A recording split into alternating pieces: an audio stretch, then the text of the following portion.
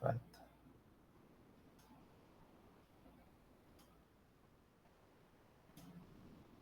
¿Quién falta?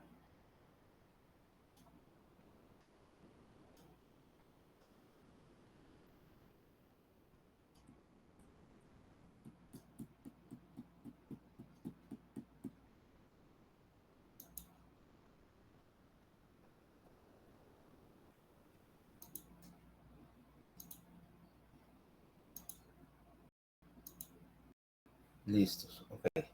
Bien. ¿Me pueden escuchar? ¿Alguien está compartiendo teléfono? ¿Alguien está compartiendo? No. Va. Entonces, ayer vimos la parte de las glándulas salivares. Ahora decimos, vamos a caer al estómago, y el estómago es un poco más complicado en términos de secreción. Primero, porque, obvio para todos, tenemos que contar con la secreción de ácido, ¿va? Básicamente, veamos qué es lo que pasa. Hasta ahorita, vos le agregaste amilasa al alimento, pero lo que está cayendo al alimento son pedazos básicamente sólidos, ¿va? Mecánicamente triturados, pero básicamente el contenido gástrico son alimento todavía sin cambiar la consistencia física. Y vos tenés que combinar de tal manera, mezclar y cambiar la consistencia a algo que tenga más o menos la consistencia de una especie de papilla o de puré. O sea, tenés que agregar una buena cantidad de agua y tenés que básicamente licuar el contenido. ¿Ok? Si yo tomo algo que está cayendo al duodeno, no puedes tener ningún sólido muy grande por dos razones. Primero, obvio, por el riesgo de que se trabe en algún lado. Segundo, si yo tengo una enzima, las enzimas están disolviendo almidón y proteína, etcétera, en la superficie. O sea que si yo tengo un pedazo de algo, no sé, así, y la enzima está trabajando solo en la superficie, pero si no lo deshago en pedacitos, va a tomar una gran cantidad de tiempo llegar al centro. Es como agarrar, bueno, para decirte, que hablamos de alimentosa, y que yo entonces, por ejemplo, estoy queriendo trabajar acá y disolver el bombón y este dichoso bombón, ¿no? Estoy trabajando con él en la superficie, pero el centro va a pasar un buen rato antes de que llegue a él, a menos que lo haga pedacitos, en cuyo caso lo voy a disolver rápidamente. Entonces necesito hacer algo de trabajo físico y luego empezar a trabajar sobre los macronutrientes. Ahí es donde viene el primer paso, el meterle ácido. Acordate lo que habíamos hablado ayer de que básicamente vos puedes cocinar proteína con ácido, ¿ok? Que es el principio básico de la fabricación de cosas como el ceviche, ¿va? O sea, cambias la estructura de la proteína porque a pH ácido, la mayoría de la proteína, que es alguna especie de hélice retorcida, se convierte en una proteína lineal, y las enzimas que licúan proteína trabajan mejor sobre cadenas lineales, no sobre cosas retorcidas, ¿ok? En ese sentido es como que yo quise agarrar, qué sé yo, un alambre que está todo torcido y quiero cortarlo en pedacitos, va a ser bien difícil, ¿va? Pero si yo lo estiro, la cosa se hace mucho más sencilla. Uno. Dos, ese ácido también me está me está dando algún tipo de protección bacteriológica ahí. Obviamente, muy pocas son los microorganismos que toleren que lo estés bañando con ácido clorhídrico a concentraciones suficientes para manchar pintura, ¿va? Tres, las grasas. ¿Okay? Porque si yo tengo, al fin y al cabo, es una grasa típica, un triglicérido, un ácido, está convierto en ácidos grasos. Y acordate, por un principio básico de química, te dice que la solubilidad de esa grasa es mayor a pH ácido. O sea que yo tengo que romper el enlace del triglicérido con ácido para que después las enzimas, las lipasas, puedan trabajar en un pH óptimo. ¿Okay? Y te acuerdas lo que te dije de la amilasa, ¿verdad? La amilasa que estaba tirando en la saliva, yo me funciona mejor a pH 5 o inferior. O sea, toda enzima, bueno, toda reacción química ocurre a un punto óptimo de pH, ¿eh? En donde la solubilidad es máxima, donde la actividad es máxima, que de hecho hay un término para el punto ideal de un sistema de reacción en términos de pH o de acidez, que es lo que se llama pKa, ¿ok? El punto ideal. Y el pKa de estas enzimas anda alrededor de 5, o sea que si yo manejara alimento alcalino o neutro, las enzimas trabajan, pero lo hacen muy lento. Ahora, si yo bajo el pH, si yo agrego acidez al asunto, la enzima trabaja mejor, o sea que puedo romper los almidones más rápidamente. Y acordate, mientras más larga es la cadena de almidón, más me interesa trabajarla rápida, porque si no, ese almidón cae sin digerir al yeyuno y no se puede absorber como almidón. Lo único que voy a estar es alimentando bacterias que me van a crear problemas. Ok. Primera situación, agregar agua para licuar todo eso. Dos, agregar ácido. Tres, agregar una enzima, porque tengo que empezar a trabajar las proteínas. Y aquí empiezo a agregar con una enzima proteolítica para empezar a romper la cadena de proteínas que estiré con el ácido y convertirlas en fragmentos más pequeños. Mientras más puedas fragmentar esa enzima, más podés descargar trabajo más adelante en el duodeno, ¿m? Donde el tiempo que transcurre por el duodeno no es muy largo, por lo tanto yo quiero simplificar un poco la situación. Y cuatro, secretar un par de cosas. En particular, secretar una proteína llamada factor intrínseco. Espérenme un momentito, voy a buscar un poco de líquido porque vamos a estar hablando un gran rato. Me va a doler la garganta. Un minuto. One moment, please.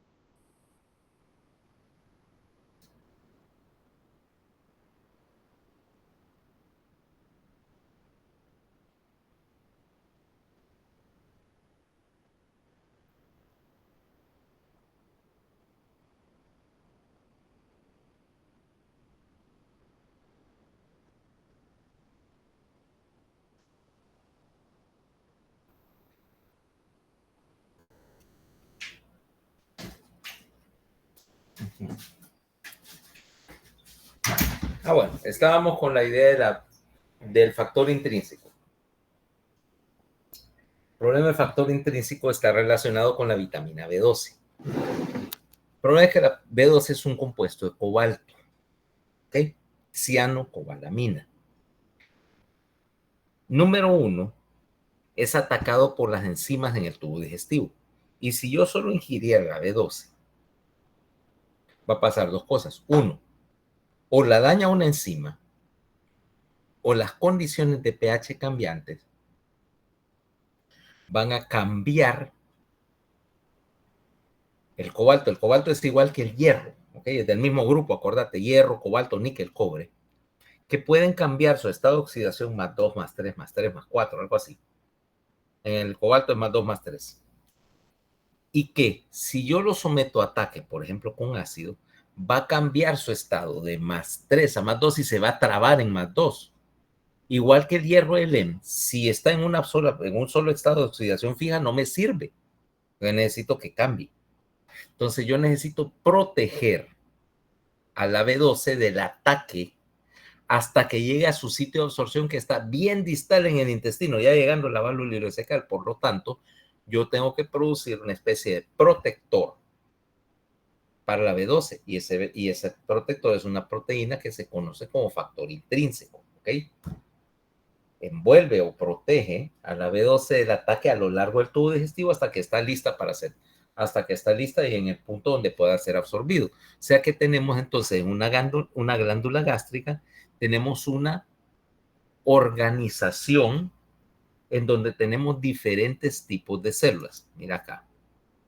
Esta es tu glándula gástrica. Ves que hay varios tipos de células. Tenés, bueno, arriba el epitelio de superficie y después vamos a hablar de él y sus características. En la parte del cuello tenemos las células mucosas, ¿verdad? Su nombre lo dice, ¿va? Mientras tanto, en la porción central tenemos las células oxínticas que producen ácido y más abajo las células pépticas o células principales que producen pepsina, o más bien su precursor, pepsinógeno, ¿ok? Y más abajo tenés un grupo de células, lo que llamamos células SL o células enterocromafines que producen gastrina y secretina, porque ahora la presencia de alimento y CCK y colecistocinina cuando ya vas llegando al antro pilórico. ¿Por qué? Porque estas células van a detectar la composición del alimento que cayó al estómago y secretar secretina, gastrina y CCK para controlar la secreción en el duodeno y para controlar la misma secreción dentro del estómago. Okay. Ahora, de todas estas, bueno, y la célula oxíntica, aparte de producir ácido, también me produce el factor intrínseco para proteger a la. Okay. Ahora, ¿cuál es la idea? Esta, ¿cómo se llama? Estas glándulas darían un poquito. En las superficies, en el cuerpo, en el fondo gástrico, vas a encontrar un 80% de las células y estas producen principalmente ácido. Mientras que en el píloro y en el antro, más o menos el 20% de las células, tenés una proporción mayor que producen gastrina, ¿ok? Controlando la secreción de HCl. De todos estos, el principal mecanismo o el mecanismo que más me interesa es el mecanismo de producción de ácido. Si te das cuenta, esta es su célula típica productora de ácido. Mira algunas características. A la izquierda de tu dibujo, aquí tendrías un capilar.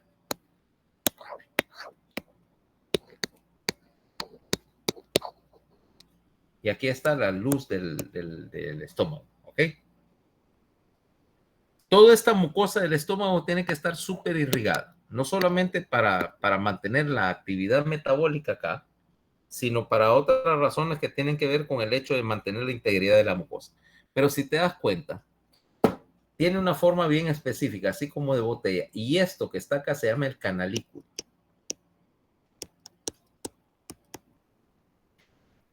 El canalículo es la porción secretora de ácido y ves que tiene una superficie bien arrugada para incrementar el área de superficie y facilitar la secreción de hidrogeniones.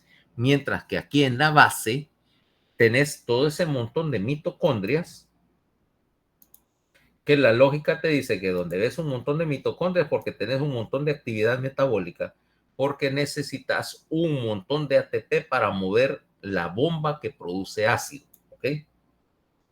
Todo esto implica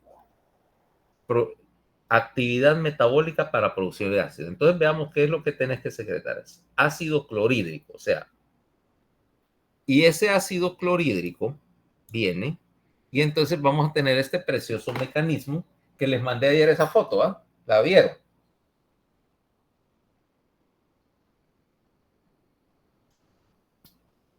Ok. Entonces, ¿cómo trabaja esta célula? Veamos acá. Ves que hacia el lado... Espérate, vamos a poner el editor.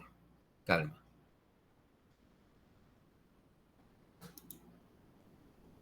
En este lado, déjame ver, ¿dónde están los lápices?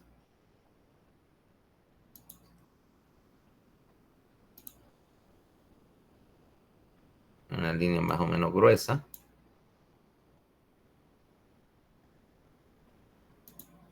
En este lado tengo un capilar. ¿Ok? En el capilar, lo que necesito para activar esta célula primero es un motor.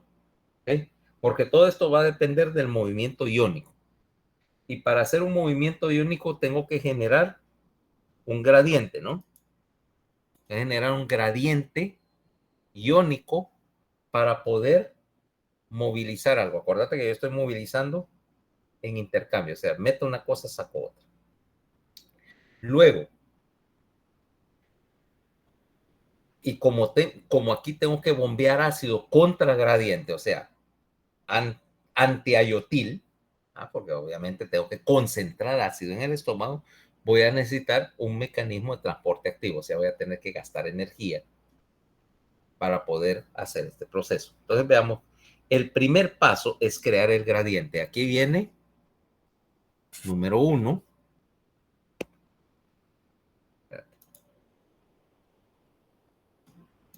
Número 1, el motorcito, una ATPasa sodio-potasio. Esa ya las conoces, ¿va? Por eso es que necesitas el relajo de mitocondria, porque aquí tenemos varias ATPasas. Tenemos 3, para ser más correcto. 1, 2, 3. Ya vamos a ver qué es lo que hace. La primera ATPasa lo que me hace es que saca sodio y mete potasio a la célula, por lo tanto crea una diferencia de voltaje y de concentración a expensas de que este sodio, espérate, cambiamos acá, este sodio está saliendo y estoy acumulando potasio dentro de la célula. ¿Para qué lo quiero? Ya veré. Mientras tanto, en la célula, cambiamos color. En sangre hay CO2, hay dióxido de carbono normalmente disuelto. ¿Cuánto dióxido de carbono encontraría ahí? ¿A qué concentración?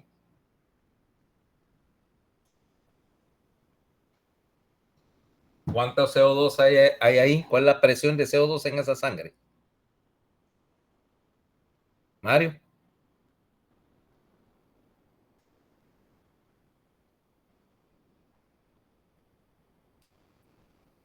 El examen ya viene. Y ustedes los agarro en curva. Mario, ¿cuánto CO2 va a haber ahí en sangre?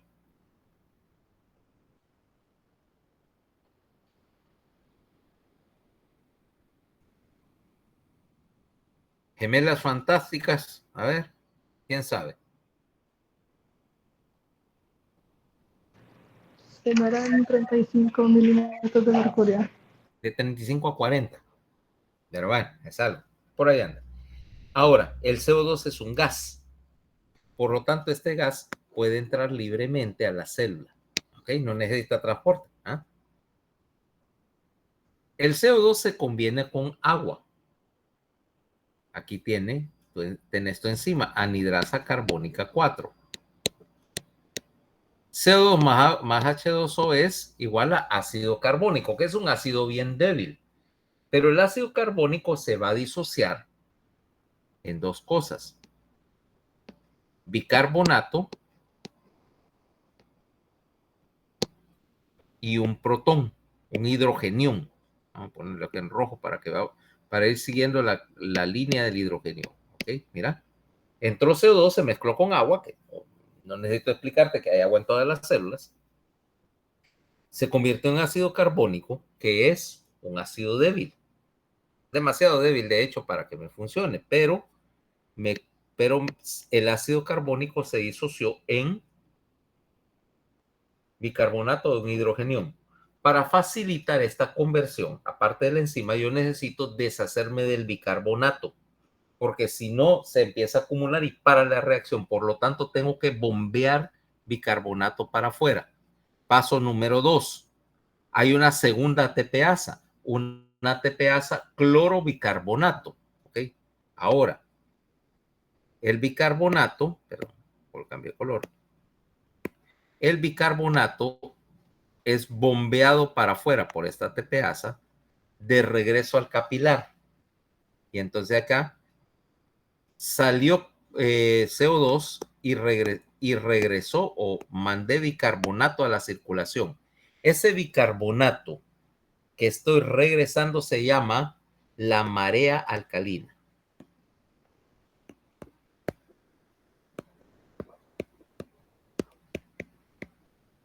Y esa marea alcalina me va a servir después. No creas que ese bicarbonato lo desperdicio.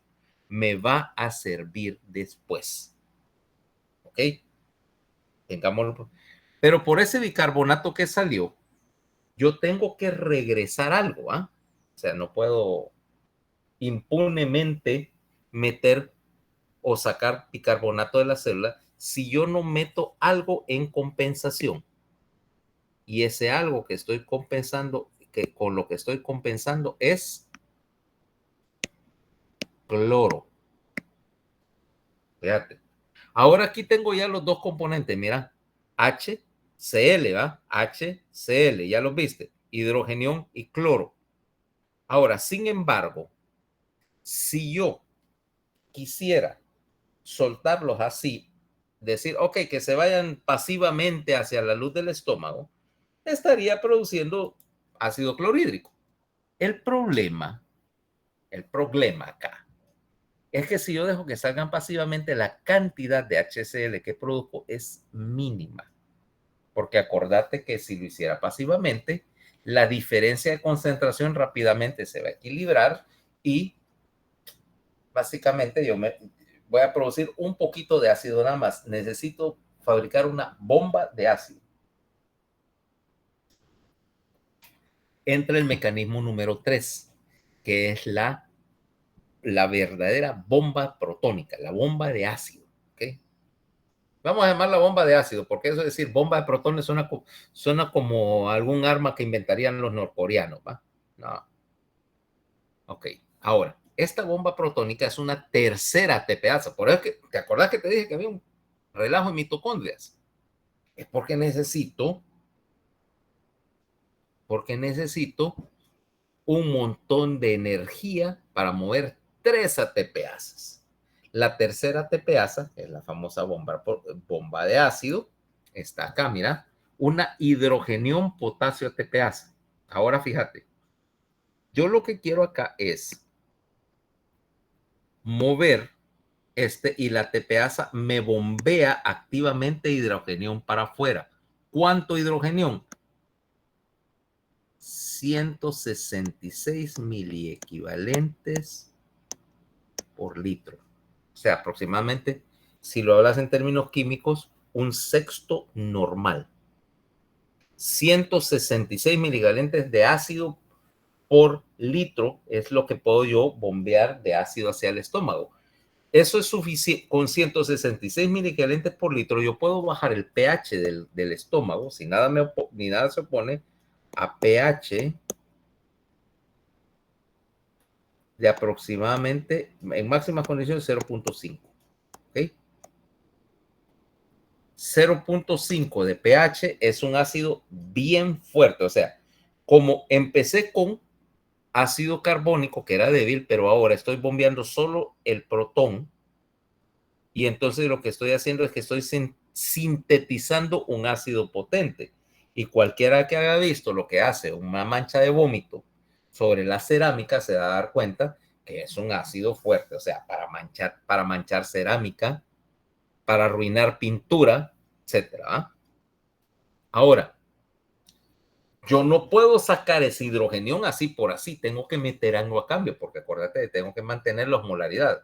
Hemos hablado ya varias veces de que esto tiene que, todos los procesos acá tienen que tratar de ser isosmolares. Ahora, ¿qué intercambio por hidrogenión? Ahí es donde viene el potasio que metiste. ¿Ah? ¿Te acuerdas que la TPasa sodio-potasio había metido potasio acá, va? Y ese potasio ahora sale a la luz y vuelve a entrar. O sea, si te das cuenta, sale, vuelve a entrar, sale, vuelve a entrar. Solo lo estoy utilizando como un sustituto para poder contratransportar el hidrógeno. ¿Okay? Aparte, en la luz del estómago tenía un montón de potasio. ¿De dónde vino ese potasio a la luz del estómago? A ver. Este potasio que tengo acá, ¿de dónde lo saqué? De lo que yo había secretado al momento De de la lo que, ingesta. de lo que habíamos secretado con la saliva hace un rato, ¿va? Potasio entra, se intercambia con hidrógeno. Entonces ahora lo que estoy sacando es un montón de hidrogeniones, una gran concentración de hidrogeniones. Y el cloro, como ahora tengo hidrógeno en la luz, el cloro puede salir pasivamente y se combina. Hidrógeno y cloro, y entonces el producto final es ácido clorhídrico, ¿va?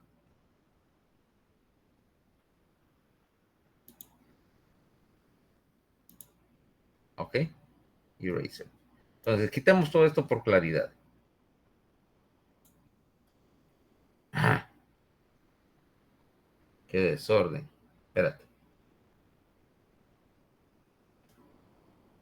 Y este desorden acá. Borra. No, ¿cómo hago esto? Espérame, perdón. Programa es diferente. Cancelar. Ok. Listo. Que ahora entonces, como yo saqué hidrogeniones, ¿no? Bueno, ya estaba usada. Microsoft dice pendejada. Ok. Que ahora el efecto neto es que yo bombeé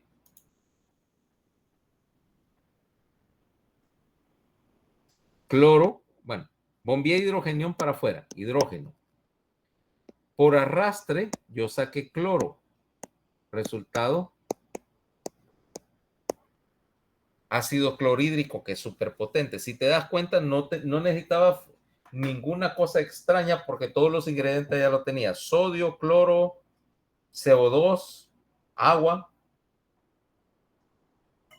Y el resultado es que produce ácido clorhídrico a 166 miliequivalentes por litro. Ok.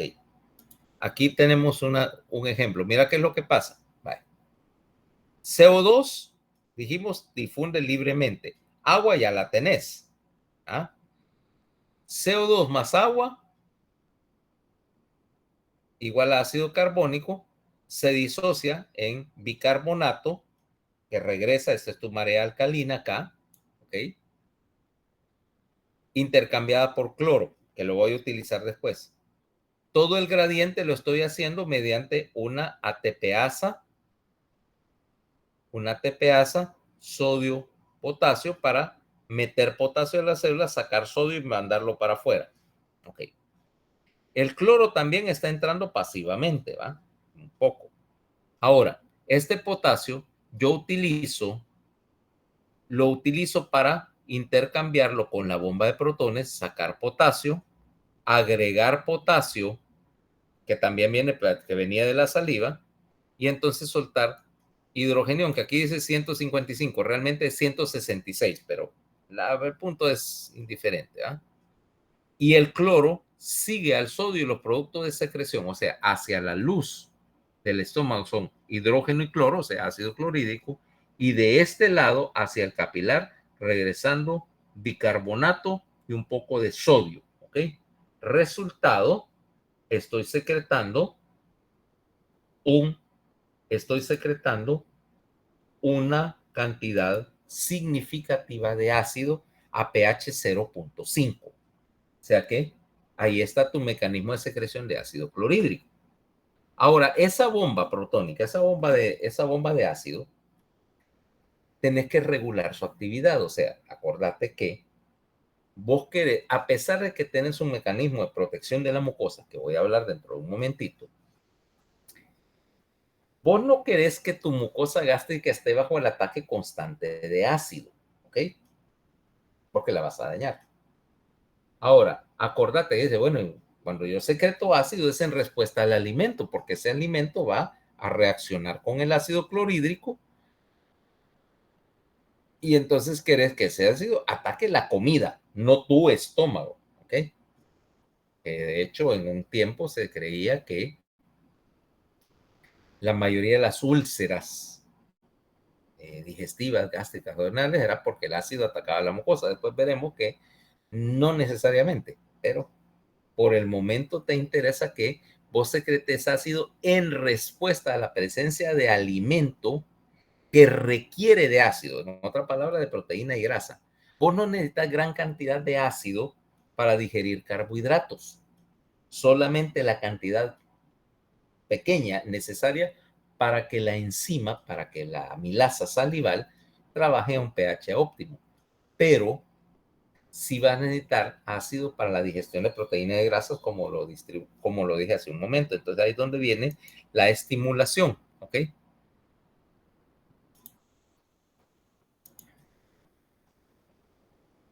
Y ves que acá tenés esta célula que dice la célula SL. SL quiere decir enterochromophin-like, o sea, una célula similar a la enterochromophin. Es un tipo de célula secretora hormonal, o sea, no produce ácido, no produce enzimas, produce hormonas. Entonces, básicamente aquí tenemos dos estímulos para que esta célula enterochromophin me produzca el mediador que es histamina. ¿Okay? O sea, el estímulo para la producción de ácido, el principal estímulo es histamina. Entonces veamos acá.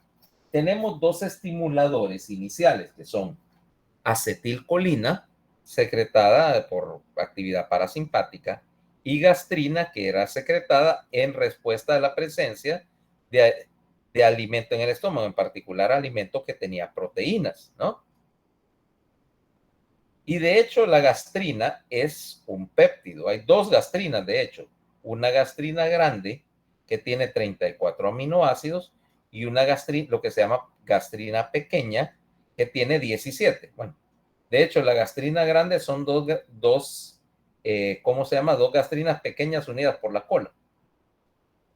Y esto es es más, desde el punto de vista evolutivo, esto es una demostración de cómo surgió la señalización en el tubo digestivo. Imagínate, esa gastrina se parece mucho en estructura a algunas de las proteínas que encontrás en el tejido animal. Okay. Ahora, ¿qué tiene que ver eso? Veamos en otro tiempo. Imagínate los primeros organismos que tenían estómago, ¿ah? Una porción del tubo digestivo destinada a las funciones que ahora tiene el estómago. Y tomemos, no sé qué sería, tal vez. Imagínate algo parecido a un gusanito, ¿eh? Tenía un tubo digestivo. Y entonces tenía que secretar ácido y enzimas para digerir la comida. No iba a decir que era carnívoro, era carroñero. Andaba arrastrando por el fondo del mar y de repente había un animal muerto, algo así, y empezaba. Y necesitaba, por supuesto, digerir la proteína y secretar ácido y enzimas. Entonces, la primera manera de introducir señalización ahí era que, que cuando detectaba los componentes del alimento, o sea, las proteínas del alimento, esta proteína era capaz de estimular la secreción digestiva, ¿ok? O sea, la comida era su propio señalizador. Eventualmente, por evolución, quiere decir que las hormonas digestivas empezaron a especializarse y empezaron a basarse en que se parecían al alimento, o sea, tenían la misma secuencia de aminoácidos que algún componente del tejido de lo que estabas comiendo y se convirtieron en un señalizador, ¿ok? O sea, que de hecho es la misma que cuando hablamos de neurotransmisores, funcionó igual, o sea, los neurotransmisores, la mayoría son derivados peptídicos porque también este mismo mecanismo de señalización se adaptó o se adoptó, perdón, para señalar en el sistema nervioso central porque estaba libremente disponible. ¿eh? El alimento señalizaba al sistema nervioso central y señalizaba el intestino. Entonces la gastrina lo que hace es que en respuesta a la presencia de alimento, particularmente alimento graso o con proteína, te estimula a esta célula de enterocromafín para que esta célula suelte histamina y la histamina se une a un receptor de histamina en la célula oxíntica, más específicamente un receptor H2, porque hay 3 tipos de receptores de histamina. H1, que es el con contraje en la mucosa, y es el famoso receptor que vos tratas de bloquear con los antihistamínicos cuando andas con una rinitis y andas con la nariz tapada, ¿no? Y empezás a tequetar y empezás a sacar moco y andas hablando así. Eso es H1. H2 lo encontrás en la mucosa gástrica y responde a la histamina producida por la célula de enterocromafín, la SL, y estimula la producción de ácido. ¿Ok? Y lo hace de 2 formas. ¿Okay? Ya veremos eso. Y por cierto, hay un receptor de histamina H3 que es un receptor central, está en el sistema nervioso central y que está disperso en un montón de sectores, pero el uso más interesante es en la formación reticular, en donde tiene un efecto estimulador de la vigilia. Por eso es que alguna gente, por ejemplo, depende, hay una variación individual, los antihistamínicos, en particular los primeros, los de primera generación, eran no selectivos y te estimulaban H1, H2, H3. Y entonces, o bloqueaban, perdón, H1, H2, H3. Y cuando bloquean el receptor H3, te da sueño. ¿Ok? Si alguno de ustedes son aquellos que, por ejemplo, se toman un antigripal y se duermen hasta el día siguiente, particularmente si son cosas como Tavsin, ¿no? Que son antihistamínicos muy antiguos, farmacológicamente, de primera generación, te dan sueño. A mí, por lo menos, o sea, tal vez me pueda tomar 10 miligramos de diazepam y no me hacen nada, no soy sensible a las benzodiazepinas. Pero si me tomo una Tavsin, me voy a dormir de aquí hasta el martes pasado, que es el martes próximo, hasta el martes pasado, vaya, con efecto retroactivo. Aparentemente, soy bien sensible al antihistamínico. Entonces aquí, la histamina lo que hace son 2 cosas. Primero es directamente a corto plazo, te estimula la producción de AMP cíclico. Y que aquí entonces hay un sistema de segundo mensajero, asociado a adenilciclasa y el AMP cíclico, primer lugar, te enciende las ATPasas, o sea, que están inactivas, estas 3 ATPasas están inactivas en condiciones normales, o sea, están listas para producir ácido, pero no están trabajando a menos que les agregues AMP cíclico, que es la llavecita de encendido, y la enzima empieza, y la bomba empieza a mover iones hacia la luz. La otra es que bajo efecto de AMP cíclico, si vos estimulas sostenidamente a la célula con AMP cíclico, parte de esa estimulación también afecta al núcleo. Y el núcleo lo que hace es a empezar a hacer la transcripción para producir más ATPasas. O sea que si vos estás estimulando sostenidamente a una célula oxíntica, eventualmente es capaz de aumentar su producción de ácido a largo plazo. ¿Ok? Ahora, ese es, si viste, la histamina actúa directamente, pero tenemos también que la acetilcolina y la gastrina tienen dos efectos. Primero, estimular la secreción de histamina y la otra es actuar directamente sobre la célula. La acetilcolina trabaja sobre receptores muscarínicos, o sea, receptor M3. Aquí también tenemos, en los receptores de acetilcolina, tenemos de hecho 5 tipos. 3 tipos de receptores muscarínicos, que son para los efectos viscerales, ¿ok? Y los encontrás en el músculo liso visceral y en la glándula, o sea, hay M1, M2, M3. Y 2 tipos de receptores nicotínicos que trabajan en el músculo esquelético. Son diferentes, ¿ok? Y se llaman muscarínicos y nicotínicos. Adivina por qué. A ver, esa es la cosa que deberían estar viendo bioquímica, no las propiedades físicas del agua. ¿Por qué se llaman nicotínicos y muscarínicos? ¿Mm? ¿No lo vieron tampoco el sistema nervioso autónomo? No. Los receptores nicotínicos se llaman así porque los bloquea la nicotina, ¿ok? Por supuesto, por vía intravenosa, tu nicotina, la del tabaco, ¿va? ¿Ok? Si vos venís y pensás, ¿por qué las plantas del tabaco empezaron a producir nicotina, que es un veneno potentísimo? ¿Ok? Y tenés tu dispensador estándar de nicotina. Y es porque la hoja del tabaco en particular secreta nicotina porque es una defensa contra los insectos que se las quieren comer. La nicotina, los sistemas nerviosos de los insectos son casi completamente basados en acetilcolina, son colinérgicos, casi en un 100%. Entonces, y los receptores de los músculos, por ejemplo, los del vuelo, los de la pata, etcétera, en los insectos, son receptores nicotínicos súper sensibles a esto. Entonces, venía una plaga, un insecto, plaga del tabaco, se comía, se intoxicaba. Es más, fíjate que la nicotina se puede utilizar como insecticida natural o orgánico, biológico. Por ejemplo, vos agarrás una cajetilla de cigarrillos, agarrarlo, deshacerlos, ponerlos en un bote con agua, o sea, hacer como echar el tabaco en agua, ponerlo en un bote tapado y lo dejas una semana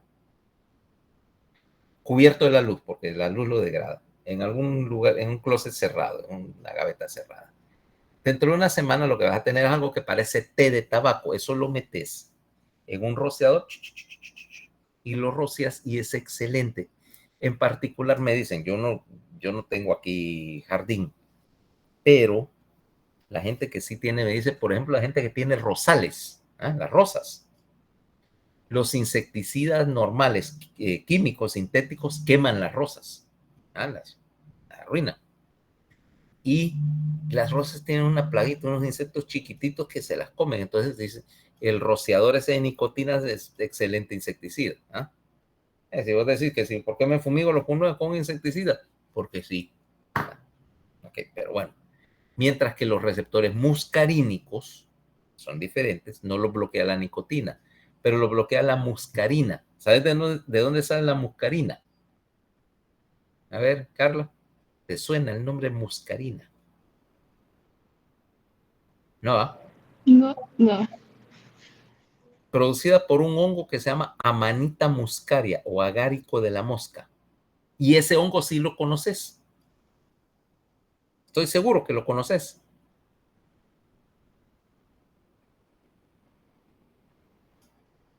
¿No lo has visto? Sí lo has visto, ya te lo voy a enseñar.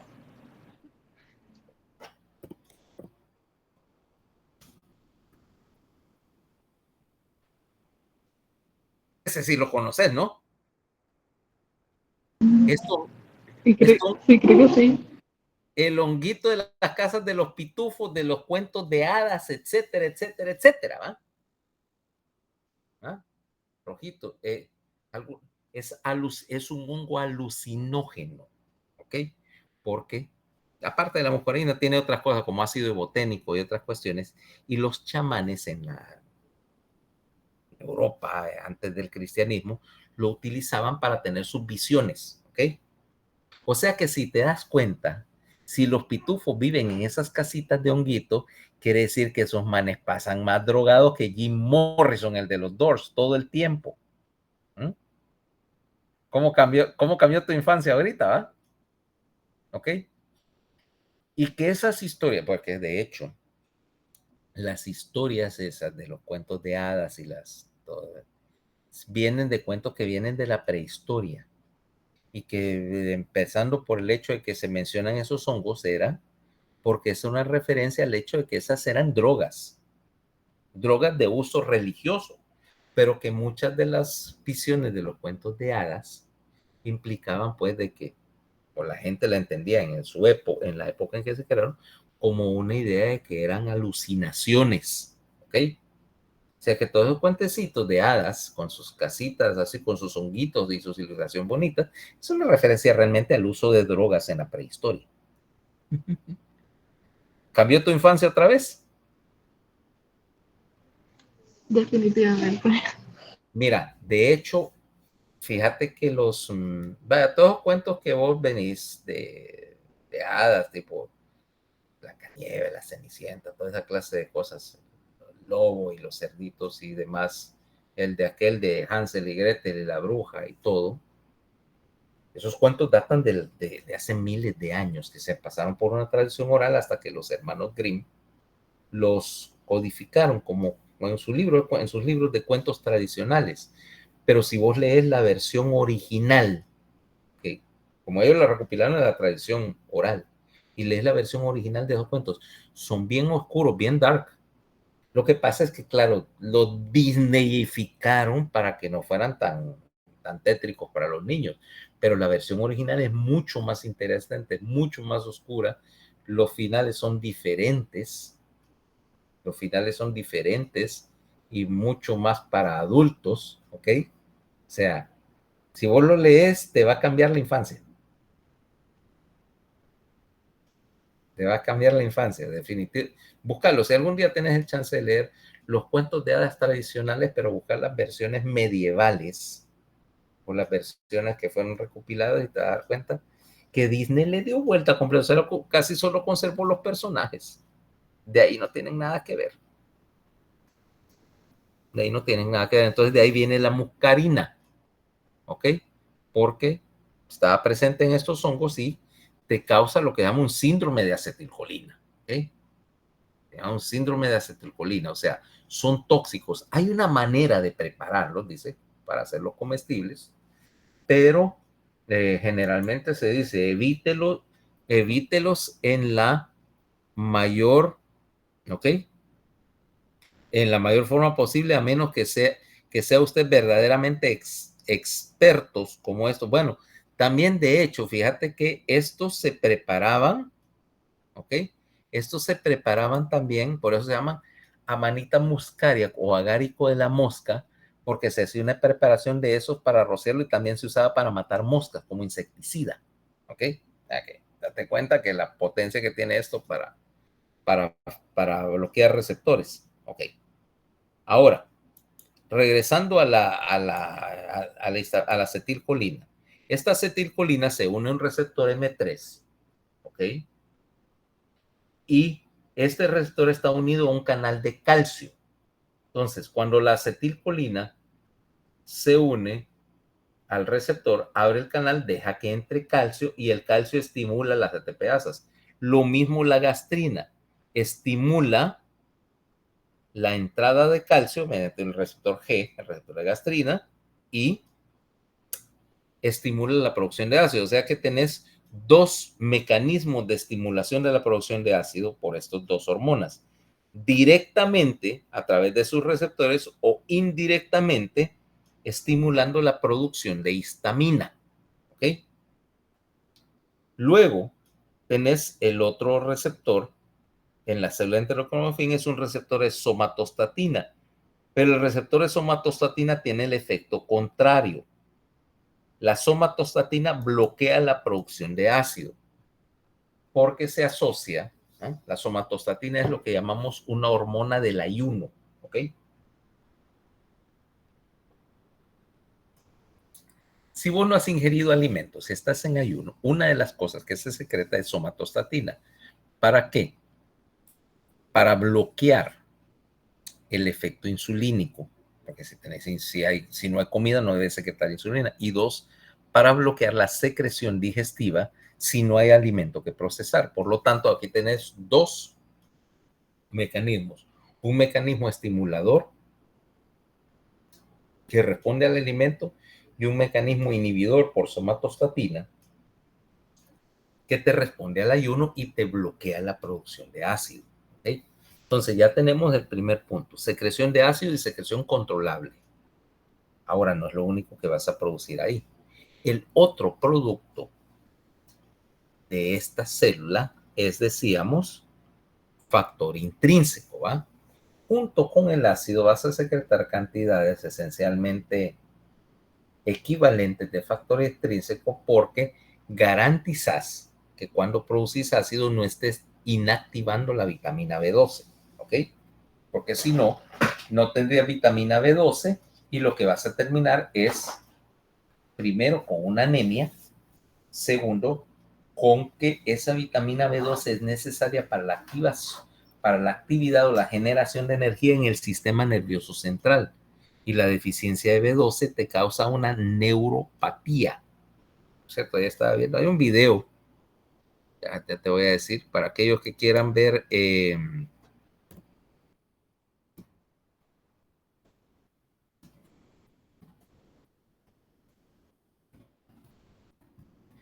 Está bueno, mira. Este video, después véanlo para que vean lo que hace el, ¿cómo se llama? Ah, bueno, ese es el anuncio, estúpido. ¿Cómo adelanta esta pendeja? No sé. Ok, espérate. Pausa. Mira que dice, un TikToker inhaló propelente de crema batida, que es óxido nitroso, y se ganó una neuropatía por B12, ¿ok? Ese es súper interesante y de hecho hay un reporte, ¿va? Trastornos inducidos por óxido nitroso, que aparentemente es la última estupidez de TikTok. Inhalar óxido nitroso, que es se usa como anestésico general, porque bloquea la actividad de la B12 y terminar destruyendo tu sistema nervioso central. ¿Eh? Las maravillas de TikTok. Ok. Vean el video, o sea, yo no sé si has visto ese canal alguna vez, ¿va? No sé, Mario, que vos sos medio curioso con esas cosas, se llama Chubiemo. Deberías verlo, el man es médico. ¿Qué hace?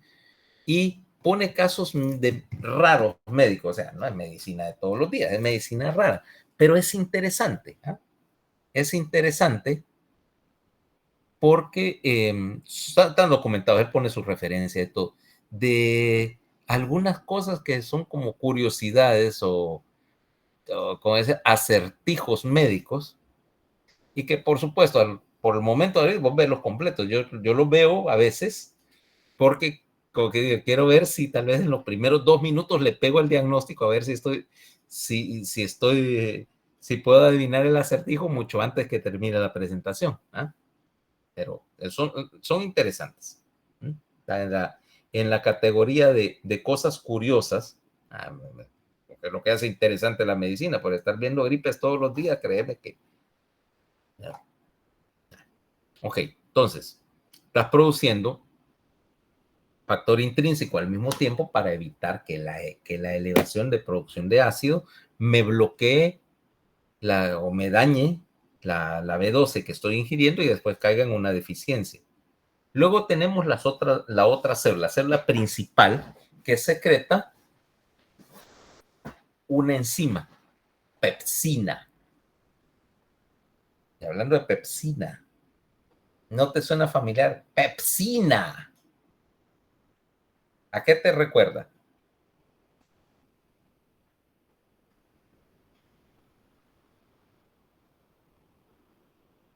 Por Dios. Pepsina. De Pepsi. A la Pepsi, sí. Porque la Pepsi, ok, mira, otra cosa lateral. Pepsi de hecho viene de pepsina. Te voy a explicar. En otro tiempo, los refrescos de ese tipo, la Coca-Cola, ya hablamos en algún momento que empezó como una variante de lo que básicamente era un psicoestimulante, ¿verdad? Okay, mira de dónde vienen los orígenes dark de los refrescos.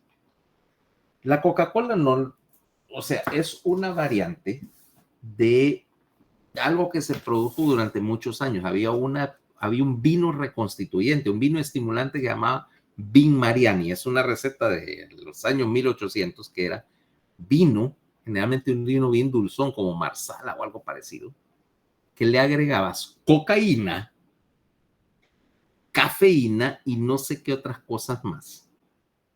Y que se supone, obviamente, imagínate, estabas medio así, medio groggy, medio de goma, medio con sueño, te metías un vasito de este vino con full coca, por supuesto que te iba a pegar un levantón de primera.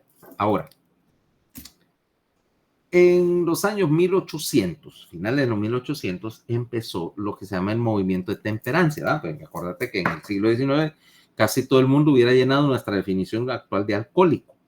Todo el mundo bebía como loco. Y entonces empezó un movimiento de gente que dice, no, el alcohol es malo, etcétera, no beba nada. Y el que descubrió la Coca-Cola, este señor Pemberton, era un farmacéutico que era alcohólico. Entonces él estaba buscando algún tipo de reconstituyente, de estimulante, parecido al vino al Vin Mariani, pero que no tuviera alcohol. Vos me dirás, bueno, si del vino es lo menos peligroso del alcohol, si le estás metiendo cocaína, pero así eran las cosas, ¿no? Entonces, la Coca-Cola empezó como un estimulante, como el equivalente del siglo XIX del Red Bull, vaya. Lo único que esto era mucho más poderoso y mucho más interesante que el Red Bull. No estoy favoreciendo que nadie se vaya a meter cocaína en estos días, ¿va? Pero imagínate nosotros no somos nada en términos meterte de energizantes, es juego de niños comparado con la cosa que se metían mis bisabuelos. Okay. La Pepsi empezó de una manera parecida. ¿Okay?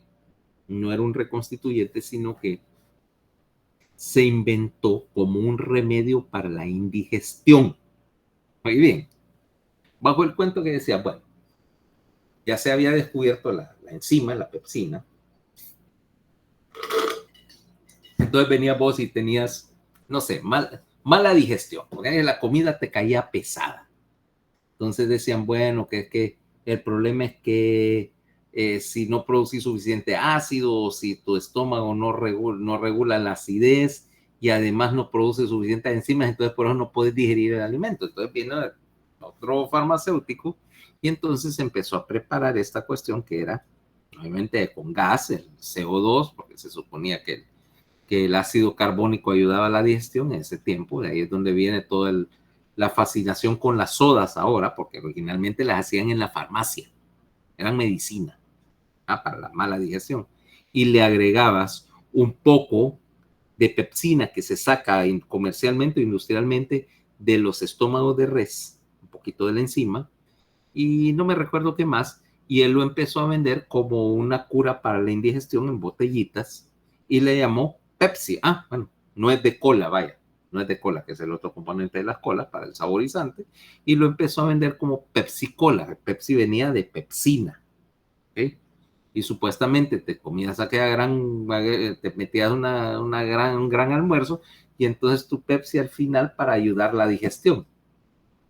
En algún momento a la gente le empezó a gustar el sabor del sabor de la bebida y empezó a tomárselo como refresco. Y como dice, bueno, si es un producto que más bien te ayuda a la digestión, una Pepsi es buena, ¿va? Con el almuerzo, porque te ayuda a digerirlo. Y de ahí ya sabes el resto de la historia, ¿va? Terminamos convirtiéndonos en consumidores de refresco. Ya sea que porque queríamos la Coca-Cola para que nos despertara, o la Pepsi para que nos ayudara a la digestión, va.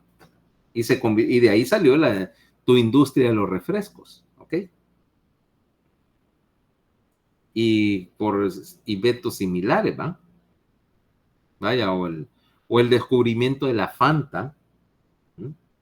Que la Fanta era un producto directo del régimen nazi, ¿va? De Coca-Cola, que hacían negocios con Hitler. Y esa es una historia para otro día, eso sí. Vale. Entonces, esta pepsina es una enzima proteolítica. Para ser más correctos, es una aminopeptidasa. Acordate que una proteína, sí, si la hago en línea, tiene un extremo carboxi y una cola amino. Corta los extremos amino de la proteína. ¿Eh? Acordate, si yo tuviera un trencito, si el extremo carboxi es la locomotora, el extremo amino es el último vagón, entonces yo tengo una enzima que me está cortando el último vagón del tren y me va cortando las cadenas de proteína. ¿Okay? Esa es la idea. Y la importancia de la pepsina es que es capaz de trabajar al pH drásticamente ácido del estómago. Ahora,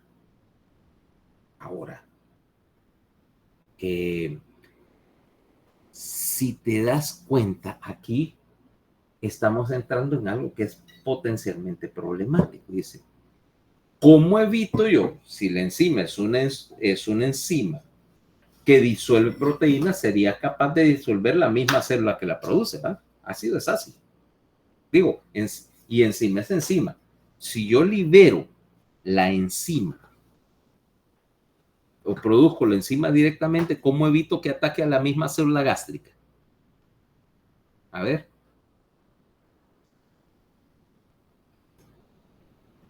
En un estado inactivado. Tengo que secretar una enzima en un estado inactivado, o sea, con algún tipo de seguro molecular que evite que se active. Y como yo estoy produciendo, y de hecho la pepsina yo la estoy produciendo como su precursor, como pepsinógeno.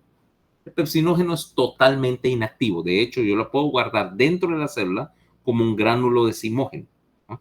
Gránulos de pepsinógeno en la célula que van a ser liberados únicamente cuando hay estimulación mediada por proteína, porque no hace efecto sobre ningún otro nutriente. Una vez que el gránulo decimógeno se abre, la pepsina se autoactiva en pH menor de 5. ¿Sí? Automáticamente, no necesita ningún activador externo. Pero también quiere decir que cuando el pH es mayor de 5, la pepsina se inactiva automáticamente. Eso tiene una ventaja y una desventaja. La ventaja es que en cuanto llegues al duodeno, donde el pH es alto, la pepsina se inactiva. ¿Ok? Y de hecho es destruida por las otras enzimas porque se convierte en una proteína más. La desventaja es precisamente eso. Si no hay producción de ácido, por mucho pepsinógeno que tengas, el pepsinógeno nunca se activa. Las dos cosas van juntas. ¿Okay? En ausencia de pepsina, de ácido, la pepsina no trabaja. Y hay una tercera enzima que es secretada en cantidades menores, que es una lipasa gástrica. Esta lipasa, que se une al poquito de lipasa saliva, de la lipasa lingual, ¿ok?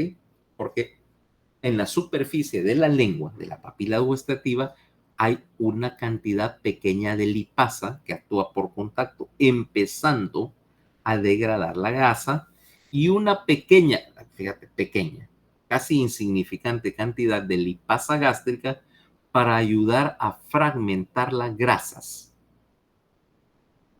y poderlas solubilizar, porque en el estómago todo esto estás mezclando secreción con alimento, porque entonces al romper la cadena de la grasa, lo que haces es que evitas que se formen glóbulos de grasa que actuarían como un sólido. Estás tratando de ayudar a que entre el ácido y la lipasa, la grasa se empiece a emulsificar y se mezcle con todo el resto del alimento para hacer básicamente lo que es una papilla bastante homogénea, algo que tiene la consistencia de, qué sé yo, de la compota para bebé. ¿Okay? Porque a partir del estómago, cualquier cosa que sea más denso que algo que parezca alimento para bebé, no va a querer pasar o te va a retrasar el vaciamiento, te va a retrasar el tránsito. Por lo tanto, aquí ya estás trabajando en términos de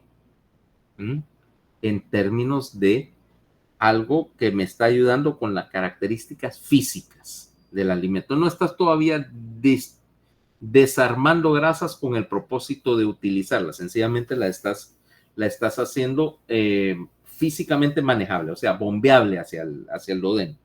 Ahora viene la segunda pregunta. Si yo estoy soltando un montón de ácido, un montón de enzimas y un montón de movimiento mecánico, ¿cómo evito que la mucosa gástrica se destruya? Célula es célula, o sea, yo no la puedo bañar en ácido. ¿Cómo evito que la mucosa gástrica se dañe? Y ahí es donde viene un concepto bien importante, que es el concepto de citoprotección de la mucosa. ¿Okay? El hecho de que existe una serie de mecanismos que evitan que la mucosa del estómago sea destruida por su propio producto de secreción. Y entonces este concepto de citoprotección, vamos a ver si tenemos aquí una ilustración.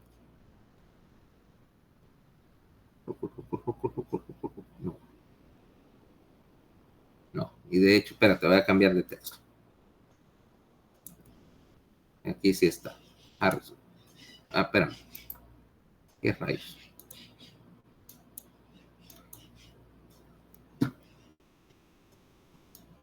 Dame un momentito. Solo voy a poner la ilustración acá. Disease. PUD.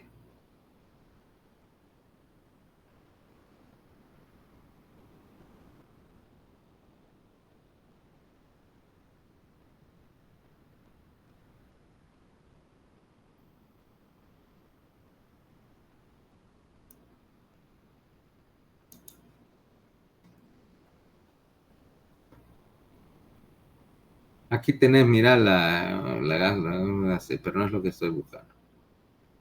Aquí, mira. Esta es tu mucosa gástrica. Ves que hay 7 mecanismos para mantener íntegra la mucosa. La primera es que, si te das cuenta, estas células mucosas no solo producen moco, sino que están produciendo bicarbonato. Fíjate, en la luz del estómago tenés hidrogenión, ácido clorhídrico a pH 2, vaya, condiciones normales. Pero este moco tiene tanto bicarbonato que, en primer lugar, te hace una barrera física. ¿Okay? O sea, el ácido nunca está en contacto directo con las células de la mucosa, sino que tenés moco y bicarbonato para neutralizar cualquier ácido que se acerque acá y para bloquearte el contacto. Número 1. Número 2, la integridad de estas células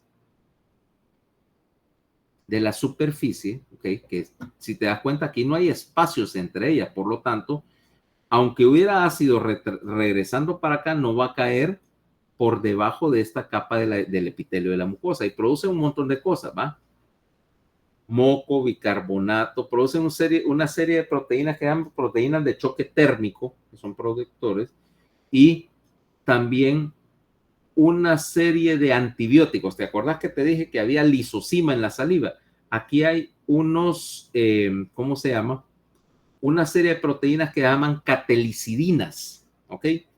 Que si hubo todavía una bacteria que fuera capaz de sobrevivir a la acidez del medio, las proteínas estas actúan como antibióticos naturales. ¿Okay? 3. El hecho de que estas células que están atacadas, pero están renovándose, o sea que estas células tienen receptores para por ejemplo, para TGF-alfa, para IGF-1, un factor similar de la, ¿cómo se llama? Factor similar a la insulina tipo 1, y eso hace que el recambio de las células es más o menos de 5 días. O sea, cada 5 días puedes estar cambiando toda la mucosa. Estás reemplazando tus células con células nuevas y en buen estado. De ahí viene la famosa marea alcalina. ¿Te acuerdas que te dije que estaba regresando bicarbonato? Regresando bicarbonato como subproducto de la producción de ácido. Ese bicarbonato yo lo voy a utilizar para proteger a las células del estómago y del duodeno. ¿Okay? O sea que produje ácido, pero al mismo tiempo produje el antídoto, y ese antídoto lo estoy distribuyendo para evitar que las células de las células de la mucosa sean atacadas por su mismo ácido. Es un mecanismo protector. Luego tenés, por ejemplo, la microcirculación, porque aquí vos estás manteniendo oxigenada la mucosa. Si vos perdés la microcirculación, las mitocondrias se paran y la producción de todo esto, de moco, bicarbonato y todo, se para y te fregas. ¿Ah? Y por último, la mediación de todo esto por prostaglandinas, ¿ok? Más que nada prostaglandina E y prostaglandina I, 2 y 2, ¿ok? Que son como estimulantes de estos mecanismos. Si yo bloqueo la producción de prostaglandinas, inmediatamente daño la citoprotección, que es la razón de que los bloqueadores de la síntesis de prostaglandinas le hacen los antiinflamatorios, dañan la citoprotección de la mucosa. Por eso es que yo no te puedo dar, qué sé yo, diclofenac por 6 semanas, como he visto hacer, desgraciadamente. Meterle diclofenac a alguien porque tiene una enfermedad inflamatoria por 6 semanas y esperar que el estómago no se lo haga pichacha, ¿eh? Cosa muy común. Meterle abusar de los antiinflamatorios, ¿okay? Y hacerle pichacha al estómago a la gente, o peor aún, el riñón. Pero eso lo veremos en otro parcial. ¿Okay? Entonces, vos tenés esta serie de mecanismos protectores que te están manteniendo el ácido y las enzimas a raya para evitar que vaya a caer, ¿cómo se llama? Ácido y dañe la mucosa. Acordate, la secreción de ácido no es permanente porque depende de dos mecanismos. Uno es un mecanismo que vamos a llamar el mecanismo cefálico. Vamos a ver. El mecanismo cefálico implica que si el mecanismo cefálico implica que si yo veo o percibo que hay alimento, en particular alimento que es rico en proteína o grasa, eso va a hacer que secrete acetilcolina y empiece a producir ácido y enzimas en forma profiláctica. Vaya, tomemos el caso. Viene y Carla, porque aquí es Carla, ya vimos que no. Carla, y entonces venís y vas a ver, entras a la casa y ves que alguien está preparando alimento que tiene mucha proteína, qué sé yo, están asando carne atrás en el anafre. Y vos no solo secretas saliva, sino que incluso profilácticamente vas a empezar a producir ácido clorhídrico porque la percepción sensorial, vaya, del alimento te dispara un reflejo de secreción vagal que te hace secretar ácido y enzimas. ¿Ok? Ese es el mecanismo número 1. El mecanismo número 2 es que la presencia del alimento en el estómago me estimule la secreción. Ya vimos, mediante la liberación de gastrina o de histamina. Incluso hay un mecanismo número 3 en el cual la presencia de proteína, en particular proteína no digerida, en el duodeno, está señalizando que básicamente no produjiste suficiente ácido y enzimas para empezar a trabajar la proteína. Entonces, retrogradamente, empezás a secretar gastrina para garantizar que haya suficiente ácido en el estómago para que el alimento llegue ya procesado, ya haya preprocesado o pretratado con ácido al duodeno. ¿Okay?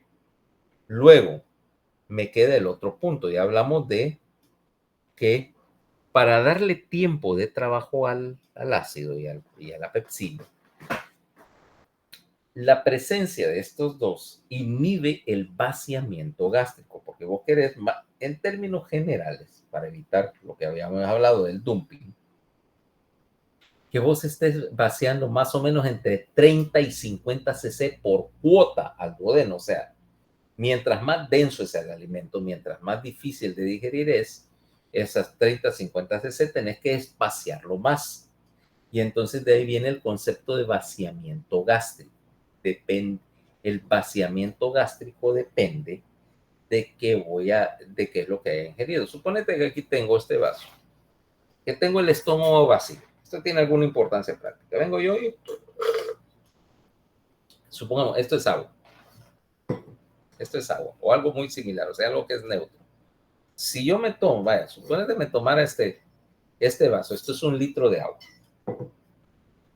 Básicamente, para cuando termine esta clase, si estaba en ayuno, esta agua ya dejó el estómago, ¿ok?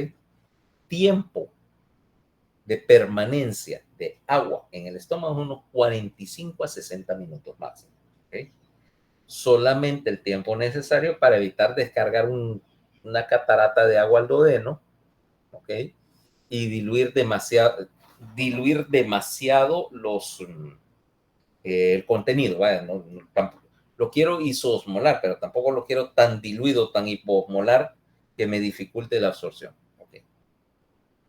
Pero suponete que lo que tenga ahí es algo mucho más denso. Ponele que fuera a ser un batido y que vaya a meterle leche, le vaya a meter ice cream, le vaya a meter grasa, vaya, le vaya a meter jarabe de chocolate o algo parecido, Nutella o mantequilla de maní, y entonces tengo algo líquido pero denso.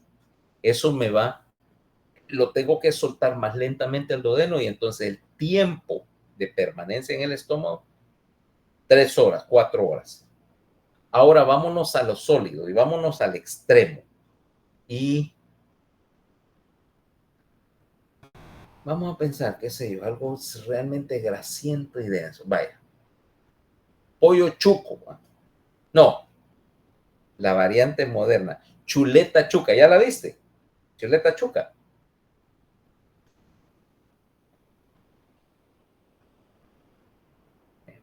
Lo que yo les digo que es un atentado contra tu tolerancia gástrica, pero ya la he visto, o sea, chuleta con tajadas y un montón de salsa, o sea, aquello no puede tener más grasa, y es difícil de procesar. ¿Cuánto tiempo va a estar eso? 6 a 8 horas, ¿ok? Fíjate que la composición del alimento entonces me modifica el vaciamiento gástrico y que por eso es que dicen, por ejemplo, si yo necesito tener el estómago vacío para darle anestesia a alguien, se dice el ayuno típico es de 6 horas, ¿ok? Asumiendo una dieta que no sea transgresiva, sino incluso prolongarla más, pero lo prolongas a 8 horas. Y que obviamente si tienes un trastorno gastrointestinal, una obstrucción digestiva, ese ayuno puede ser incluso más largo, pero en general, el alimento que ingeriste, no sé, si desayunaste a las 6 de la mañana, por muy pesado que fuera el desayuno, en estos momentos 12 y fracción, ya el alimento está, la última parte del alimento está dejando el estómago y ya tenés, si no ingeriste nada más, deberías tener estómago vacío. ¿Ok? Y eso depende de la edad. ¿Ok? Por ejemplo, en el recién nacido, obviamente que se alimenta de leche, que es de leche maternizada, que es el coágulo de esta leche es mucho más frágil, mucho más líquido, y que tiene, por supuesto, un vaciamiento gástrico rápido, es un estomaguito chiquito, a un recién nacido no se le dan 6 horas de ayuno, se le dan 3. A un adulto se le dan 6. Y dependiendo que sea un niño de 1 año, 2 años, 4 horas es lo más que pudieran necesitar de ayuno, incluso aunque le hubieras dado alimento sólido, porque los niños vacían el estómago más rápido que los adultos. ¿Okay? Esa regla de las 6 horas de ayuno ya es para niños en edad escolar o adultos. ¿Okay? Los recién nacidos no se necesita dejar ese ayuno. Ahora vamos al... perdón. Ahora caemos al duodeno. ¿Okay? ¿Qué vas a hacer en el duodeno? Fíjate, aquí tenés que hacer el primer punto es que tenés que cambiar. Estás recibiendo una papilla que todavía es hiperosmolar. ¿Okay? Lo que sale del estómago generalmente es alimento hiperosmolar. Por lo tanto, tu primer punto es corregir la osmolaridad y llevarla a 300, porque a partir de entonces cualquier cantidad de líquido hiperosmolar te va a causar una diarrea, y si es lo suficientemente hiperosmolar, te va a causar daño a la mucosa. O sea, yo no puedo meter algo súper concentrado al ayuno, porque si es lo suficientemente concentrado, incluso voy a dañar la mucosa. Entonces, primer lugar, ajuste la osmolaridad en el duodeno. Segundo lugar, tenés que ajustar el pH, porque estás recibiendo alimento que está pH por debajo de 5. Pero si yo mando ácido al intestino distal, ya sabemos, se va a dañar. Y aparte, las enzimas intestinales trabajan a pH 8. Si yo le mando alimento a pH 5, las enzimas no sirven, o sea que tengo que ajustar, neutralizar todo aquel montón de ácido que metí arriba y ajustar el pH para que ahora el contenido intestinal sea neutro o incluso un poco alcalino, ¿ok? Un poco alcalino. Y tengo que empezar a agregar acá 2 cosas. Uno son las enzimas necesarias para degradar ese alimento. En primer lugar, cuando yo empiezo a romper cosas como almidones y proteínas con enzimas, puedo convertir algo que es una pasta a un líquido. Lo estoy literalmente disolviendo. 1. 2.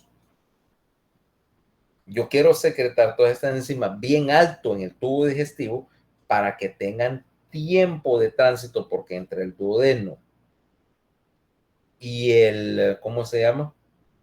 Y la válvula ileocecal, más o menos vas a tener unas pocas horas, como 6 horas, vaya. 6 horas, porque la mayor parte del tiempo de tránsito intestinal normal está en el colon, ¿ok? De 12 a 18 horas. Entonces, quiere decir que si yo ingerí alimento a las 6 de la mañana, ahorita debería estar cayendo al duodeno, y que más o menos a las 6 de la tarde ese alimento ya va camino del colon.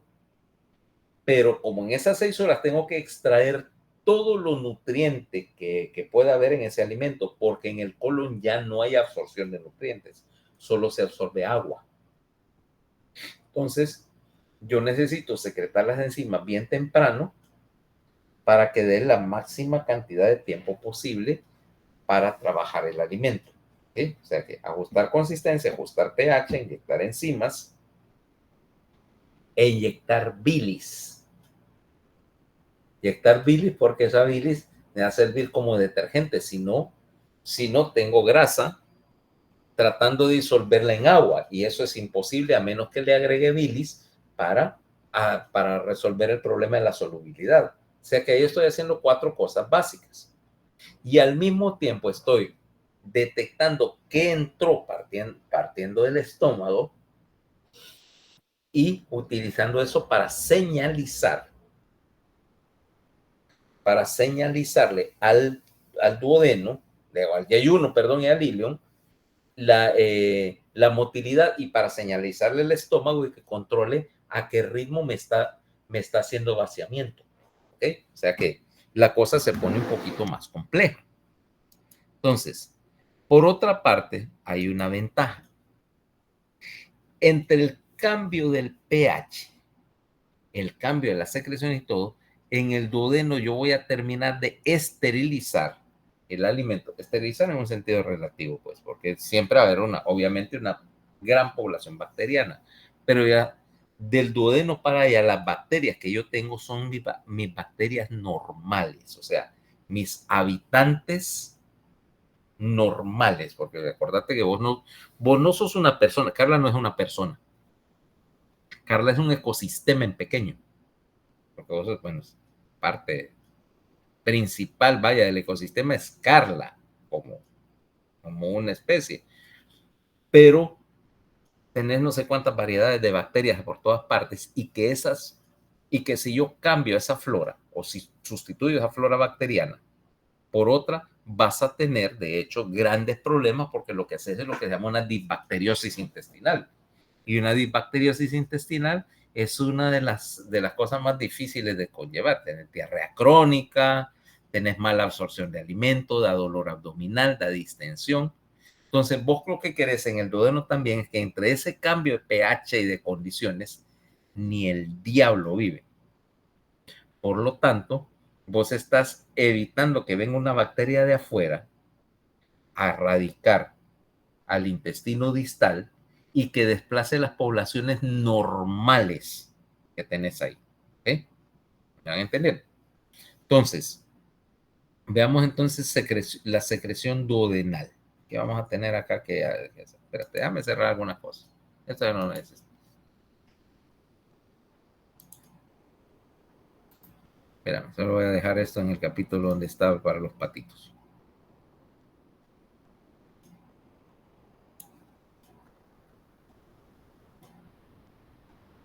No confundirme con dónde estaba.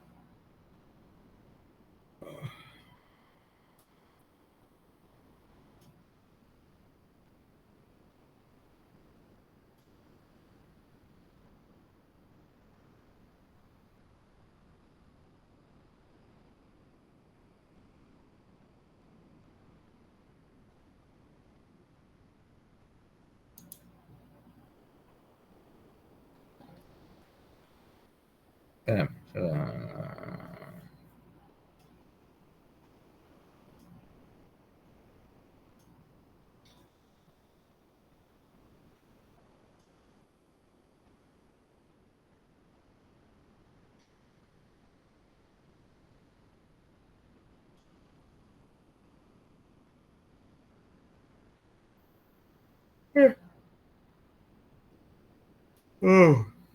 Está más arriba, espérate. Perdón, es que eso es porque si no, del lunes voy a tener problemas con los patitos ahí donde los dejé. Por si van medio mal.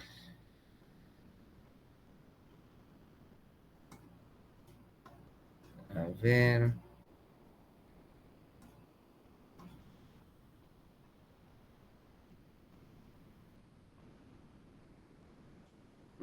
Más arriba.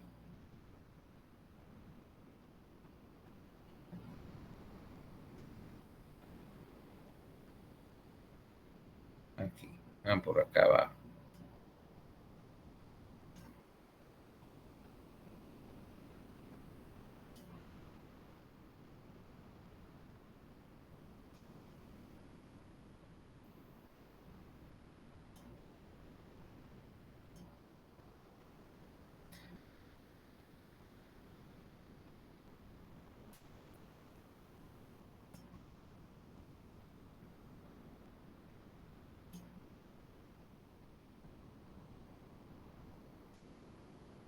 Ok. Bueno, perdón por eso, pero es que si no me iba a la... Entonces,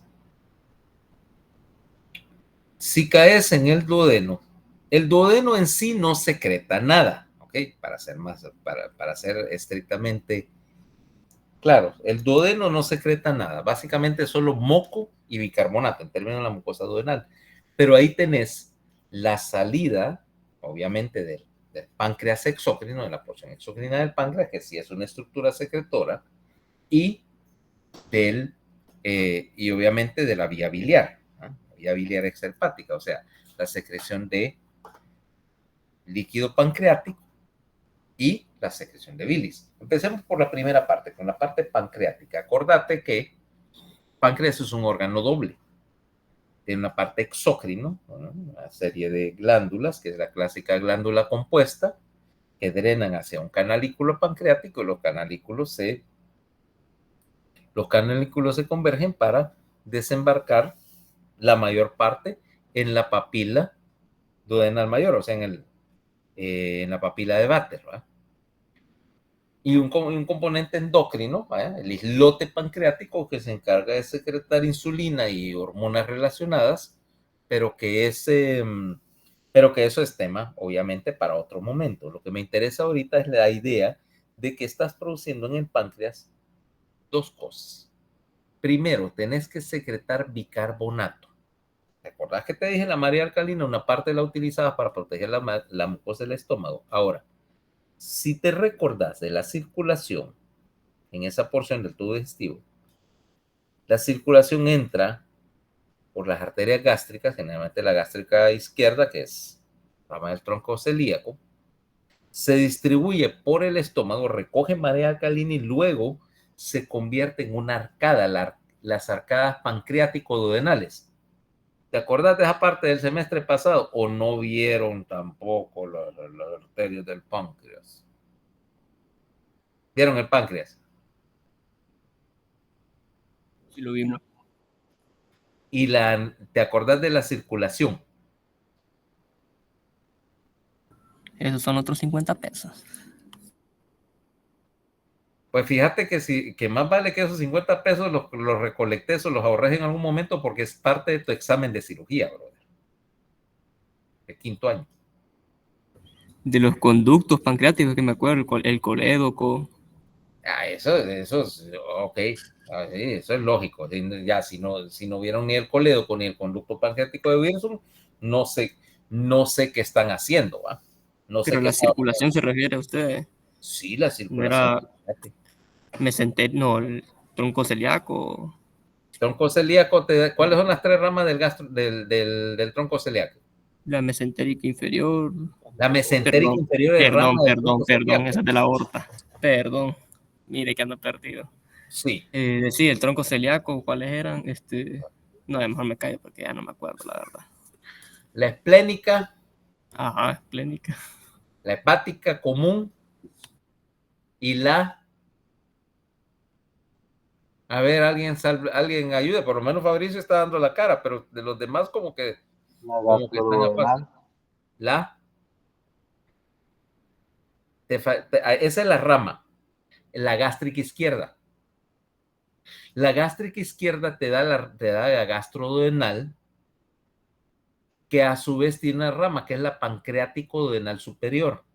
Y luego de la mesentérica superior sale la pancreática duodenal, la pancreática duodenal inferior. O sea, quiere decir que parte de la circulación del páncreas pasó primero por el estómago y recogió la marea alcalina. ¿Ok?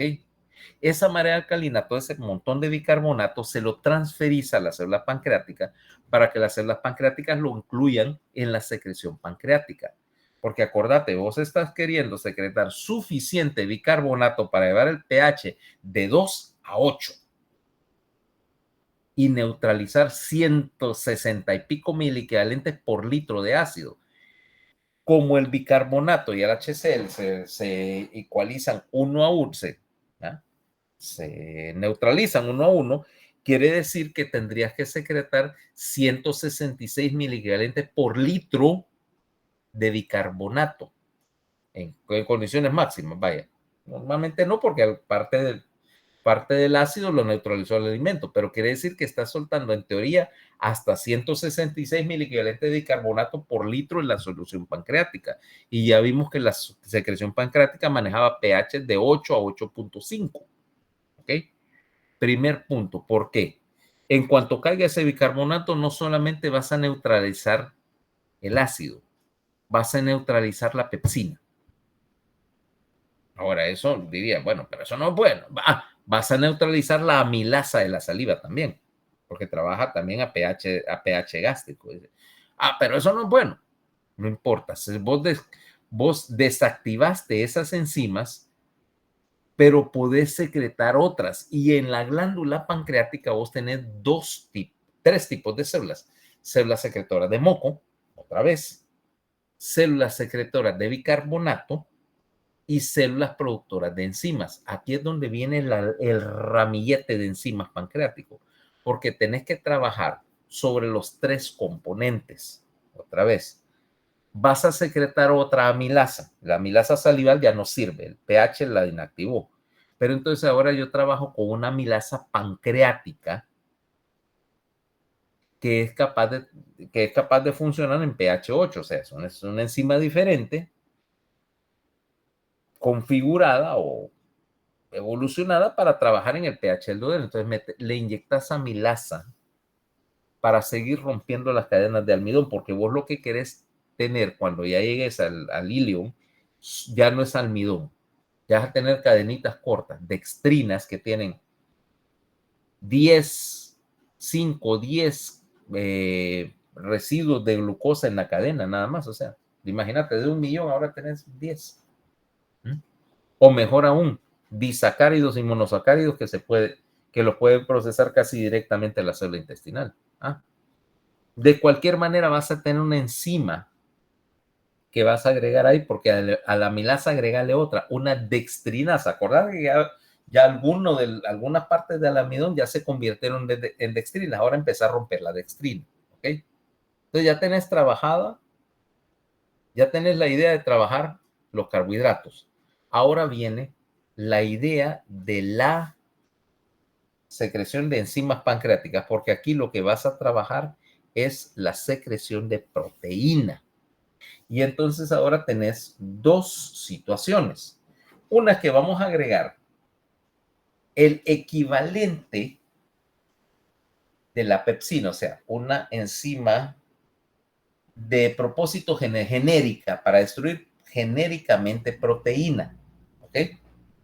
Ok, macanudo. De hecho, voy a secretar dos porque hay dos enzimas pancreáticas que responden a eso. Una es la tripsina y la otra es la quimotripsina. Son muy similares. O sea, trabajan sobre el extremo amino de la proteína y trabajan sobre cualquier proteína.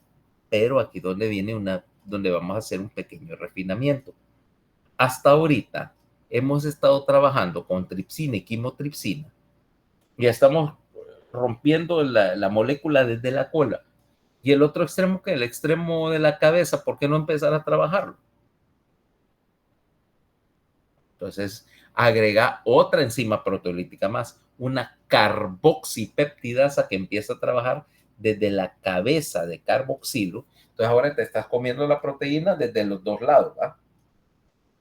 Para ahorrar el tiempo de trabajo. Pero aún más, ¿qué tal si yo agrego enzimas específicas para propósitos específicos? Bueno, tomemos por ejemplo, vas a comer un pedazo de carne. Tenés proteína muscular genérica, de acuerdo, pero la mayoría de la carne, ok, tiene dos componentes esenciales, que es tejido conectivo, que son de tejido conectivo. Uno es colágeno. La carne obviamente tiene colágeno, no son puras células musculares, sino sería una baba y se desarmaría. Y acuérdate que en realidad vos estás adaptado a comer carne cruda con todo y el pellejo, ¿ah? El pellejo que es puro colágeno. Si vos vas a cazar algo y no hay mucho alimento, vos no andás fijando que si la carne es de buena o mala calidad, es carne. Entonces necesitas una enzima que se especialice para romper colágeno, para romper la trenza de colágeno, y entonces agregarle una colagenasa a la lista de enzimas. Entonces ahora tenés tripsina, quimotripsina, aminopeptidasa, una colagenasa además, y la otra cosa que tiene la carne es tejido elástico, elastina. Entonces, agregarle una elastasa para romper el tejido elástico. Entonces ahora ya tengo unas enzimas de propósito general y tengo una colagenasa y una elastasa que se especializan para lidiar con el componente más difícil de lidiar de la carne, que es todo el tejido conectivo. O sea, literalmente enzimas para desarmar el pellejo. ¿Okay? Y entonces acortarme el tiempo de trabajo de la proteína. ¿Ya? Aquí nos vamos a quedar. Entonces vamos a seguir con la historia del resto de la secreción pancreática, en particular en lo que se refiere a la secreción de las demás enzimas especializadas para las lipasas y etcétera, y el mecanismo por el cual vas a activar estas enzimas, porque ya te imaginas que estas enzimas pancreáticas igual las vas a secretar como un precursor y aquí vas a necesitar dos cosas. Uno, obviamente un activador, y dos, un inactivador para evitar que más adelante esas enzimas sigan, ya una vez que digirieron el alimento, van a digerir el mismo intestino. ¿Okay? O sea que aquí vamos a tener un mecanismo para activar y para bloquear la enzima. Eso lo veremos el lunes. Mientras tanto, van a descansar fin de semana. ¿Ok? Bye. Ah, no, perdón, mañana tenemos clase, hoy es jueves. Mañana la clase regular, ahí vamos a hablar del páncreas. Bye.